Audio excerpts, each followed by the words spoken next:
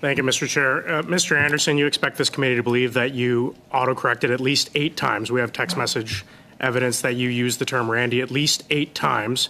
And you expect us to believe that you autocorrected 8 times without correcting yourself even once? Yeah, for real. That is the truth, yes. What? Now, do you think that the Gowie Group would be wondering to themselves who this Randy fellow is if there was no Randy involved in your company? You're sending all these text messages referencing a Randy. Why didn't the Gowie Group ever ask who's this Randy person that we're dealing with if it was an autocorrect? The Gowie Group has, in our entire relation from I think it was, we started communicating in August of 2022, right up until just this past Friday with the Gowie Group. They were not involved with any communication or linkage to Randy Boissonnault. And yet it was their understanding that this Randy Boissonnault was a public official. Is this Randy, this other Randy that you're referencing, the person you won't name, are they a public official? They are not, no. Okay. Now, you've already admitted to this committee, to the country, that you lied to Global News when you told them that there was a Randy who was the head of logistics. And you expect this committee to believe that you had 8 autocorrects that went uncorrected? Why should we believe you now? Put him in contempt. I'm a private citizen. I have nothing to hide or protect. I'm not, I consider Randy Boissonnault a friend, a colleague of mine that I've met a handful of times. We've never hung out publicly. If Randy Boissonnault was involved, I would tell you. He has not been involved since September.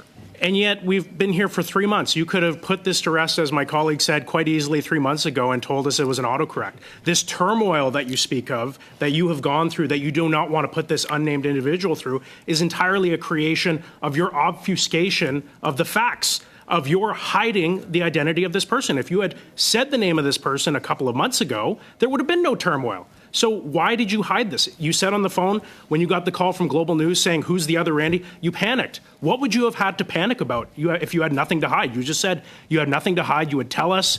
Why didn't you tell Global News then the truth? What did you have to hide? Why did you panic?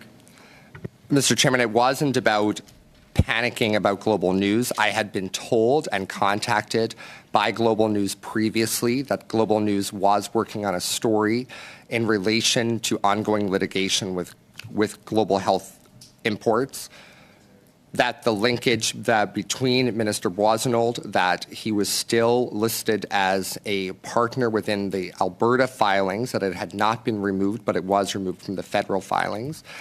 And based on the litigation that was going on with the Gowie Group, on our advice of counsel, we were instructed not to speak to them. Yeah, because you panicked, but you could have just easily given the media an easy answer. It's not Randy Boissonnault.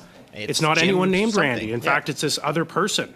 Yep. But you led us on this merry chase for 3 months, not merry for yourself, unfortunately, but you're the cause of your own misfortune here, sir. With that, I will give my last minute to Mr. Brock. Thank you. 145, Mr. Brock. Mr. Anderson, you are a self-admitted liar.